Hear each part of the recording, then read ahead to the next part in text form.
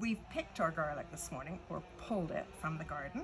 And what we're going to do now is we're actually going to make it into ropes, or some of it anyway, so that we can keep it for a while. So I've cut a couple of pieces of nice garden twine. There's one for you, Jenny. Thank you. And what we're going to do around one of these little groups, we've got bunches of 3, just tie a loose knot, and that's going to be plaited with this bunch, and then we'll have enough string left at the end to actually make a loop that we can hang it from a hook later to dry. So you can see that some of these are a bit green, and they will dry over the course of time, so they'll give us a little bit of stiffness to our rope. So what we're going to do is you've got your middle bunch, you're going to take your left hand bunch with the string and put it over top, but leave a space. And then you're going to take your right hand bunch and put it over top. Into the middle. Into the middle, yeah. Yeah. And leave that space in the middle. Got it. Now what we're going to do is take the right hand bunch, go into the middle, which is, we're just making a braid or a plait now. And just try and keep them apart. Left hand over into the middle again. And then the right hand bunch into the middle. Yeah. And we just fun. keep going. I like this. It's very old-fashioned, but it's a wonderful way to keep your garlic over the winter, depending on how much you use. And some of the garlic cloves were a little bit detached from their stems. The stems were a bit too dry to be able to do this. So we've kept those separate, and we're going to make those into our pickled garlic this morning. And how long will it take for it to go from green to yellow, brown? How long will it take for them to dry out? Depends how dry the room is, and how much rainy weather there is too, because moisture in the air is obviously going to slow it down.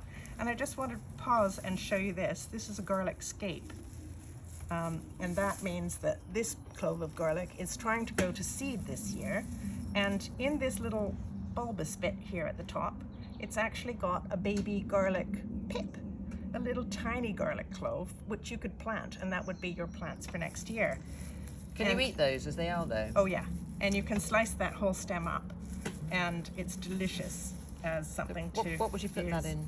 Stir fry, or you could put it in your jar of pickles, or you could put it into roasted vegetables. That's really nice. And when they're young and skinny and tender like this, they're really delicious. And sometimes you'll see garlic scapes in a fruit and veggie box that you might get from an organic supplier or something like that. I have had those before, yeah. Or if you've got a friend who has an allotment, ask them if they have any garlic scapes this year. And June is the perfect time for working on your garlic, because as I said before, when we were picking it or pulling it, we're talking about peas this morning, then that's the perfect time when the garlic starts to fall over and you want to be picking it. And I've got an escapee here. You've got an escapee? I'm not sure how that's managed to find its way out, but it has. Here, we'll use our pair of scissors. There we go. And because it's caught down I'll hide lower. my mistake. Yeah, exactly. And So what we're going to do yours looks a now, little bit tighter than mine. Is that okay? it doesn't matter at all. What we're going to do now is just turn all of this over at the top, and then wrap your string around it.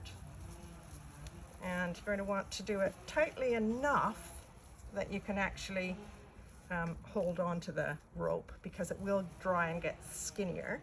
And then just pull that end of the string through one of the loops that went round, and all of a sudden you've got something that you can now do. What's it called, John? Is it called a reef knot? A slip knot? A granny knot.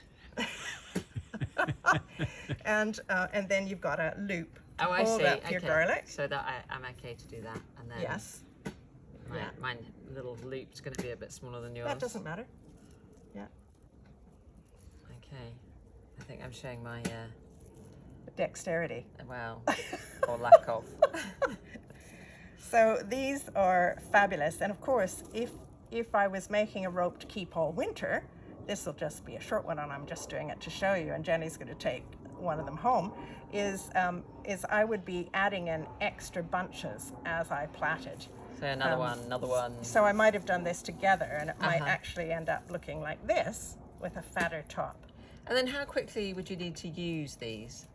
Anytime up until probably about April, they'll be sprouting. Wow. And so in April, you would take all of the garlic that's starting to sprout and pickle it, which is what we're going to do. Not quite next, because our next one is going to be peeling, and then we'll pickle. So that's what we've got, is our 2 ropes of garlic. Brilliant. Congratulations, Yeah, Lunchbox first time Doctor. I've ever done it. Yes. And so this is fun.